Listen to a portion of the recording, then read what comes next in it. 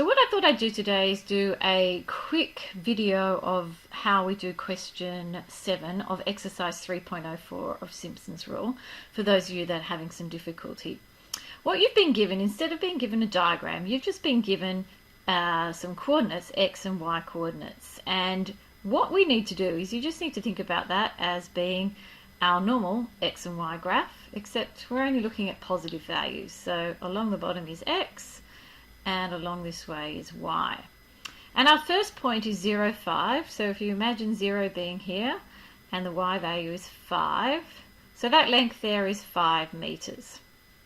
Then my next point is 12 and 17. So if I imagine that 17 is up there, if I draw a straight line down there, that's 17. And this distance along here is 12 meters. And if I look at the next point, I've got 24 and 13. So if I find 24, imagine 24 is here. Once again, this distance along here is 12. So you can see this is going to become my height. And it's 23, so if imagine I draw a line straight up. Of course, yours will be much neater than mine. That's 23 meters. And then I've got 36 and 15. So 36, and let's make sure 15 is about here. And then my last point, which is 48, and it has a line up here to about 20. And imagine this is like my lake. We don't know what it looks like, but these are the measurements we're given. We're asked to do 2 applications of Simpsons rule. So part A is this sketch here, looks something along those lines. Part B, 2 applications. So let me get another colour up.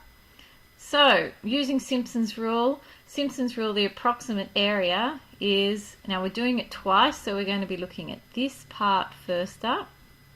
Now the height is 12, so that's 12 over 3.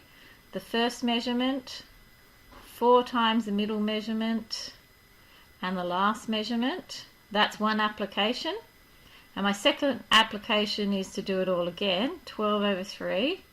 Now 23 is my first application of the second one, so I've got 23 and 4 times the middle, which is 15, and my last one, which is 20. And you pop all of that in your calculator, and I think you get something like 796 meters squared. Okay, so that's part B done. So part C, what is the capacity of the lake in megalitres? Now capacity is related to volume. And we seem to always have trouble with this one, so let's just have a look at it. So if I'm talking about this, I'm running out of room. Capacity. So capacity is volume. So the volume of something is the area of the cross-section times by the height, which in this case is the depth. Now the area we have just worked out, 796. So that's the area of, imagine this was a lake. This whole thing is the area. And then imagine if I wanted to make it 3-dimensional, I have some kind of constant depth here. Imagine if I was to draw this in, and of course I'm not doing it very well. So imagine there is my constant depth. And we're told in the question that the depth is 20 meters.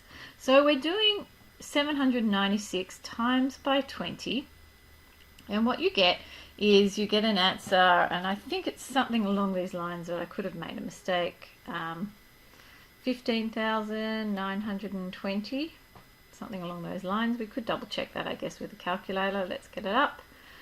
Let's bring it in sight. And so what am I doing?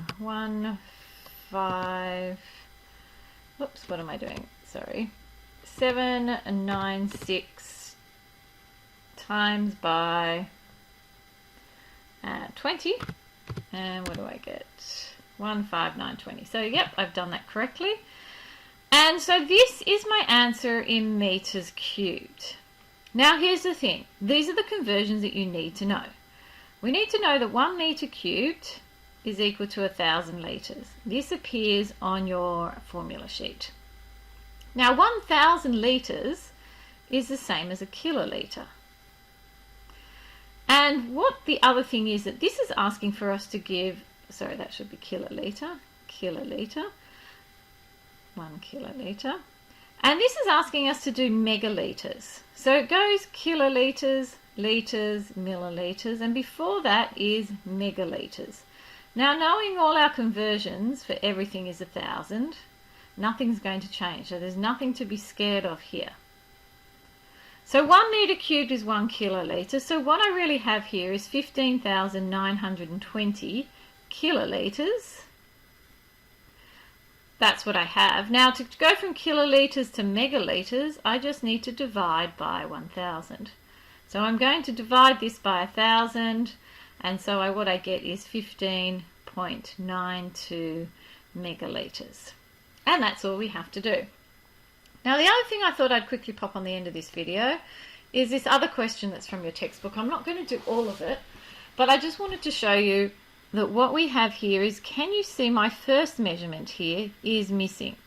So if I was to do 2 applications of Simpsons rule, this is the first part I'd be looking at, and here is the second part I'd be looking at. Now, the second part is easy because it would be 4 on 3, the first one, 4 times the middle one, and the last one. But the thing is, the first one looks a bit tricky because I've got my middle measurement, I've got my last measurement, but I don't have anything here for my first measurement. Now, what we do in this instance is my first measurement is 0.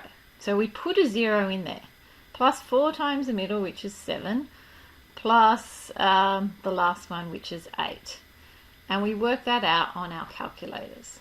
So what I was trying to point out to you is, if the measurement here is nothing, there is no length placed there, then we assume that it is 0. Anyway, if you've got any questions, you know where to find me.